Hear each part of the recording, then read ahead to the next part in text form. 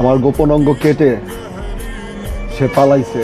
লাল কি জানি মিক্স করছে, আর আগে চড়ে কি মিক্স করে নিয়ে আসছে আমি দেখিনি। আমি কিন্তু অনেক ভালো ভালো অভিনয় নিয়ে আমি স্বপ্ন দেখছি। 22 সালের পরে আমার কোনো কন্টেন্ট নাই।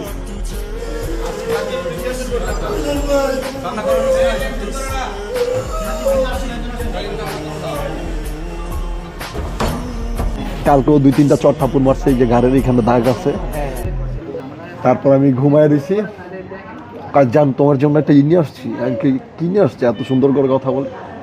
ওই যে আগে খাইতা না 300 টাকা করে, 75 টাকা করে কিন্তু একটা বিয়ারের মতো ইয়ে আছে, ওই যে ইসে বেচে। হ্যাঁ হ্যাঁ হ্যাঁ, দোকানে বেচে। ওইটার সাথে আর লাল কি জানি মিক্স করছে, আর আগে চড়ে কি মিক্স করে নিয়ে আসছে আমি দেখিনি। আমি প্রচুর ঘুম পাইছি আমার। সেই ঘুমে ঘুমে আমাকে আমার গোপন অঙ্গ কেটে সে পালাইছে। আচ্ছা, এই ঘটনাটা কটার দিকে ঘটছে? এটা সকাল ভোর 4টার দিকে। 4টায়? আচ্ছা, মানে আমি পাশের ঘরের যে আছে, আমি ওনাকে বলি ভাই ধরেন, কয় ওই দিক যাও। আমি ভাই আমার একটু ধরেন, রিক্সা ওটা দেন, আমি এগুলোর মধ্যে নেই। সে সবই জানে।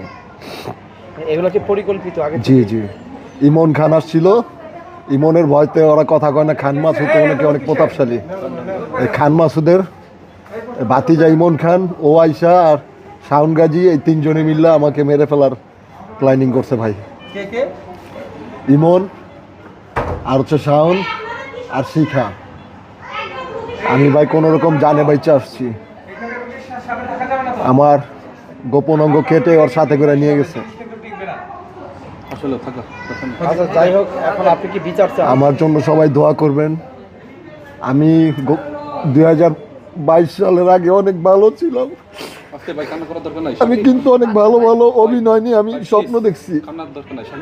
22 সালের পরে আমার কোনো কন্টেন্ট নাই, কোনো নাটক নাই। শুধু কি জানেন, মানুষের নিন্দা অবহেলা আর হচ্ছে কোনো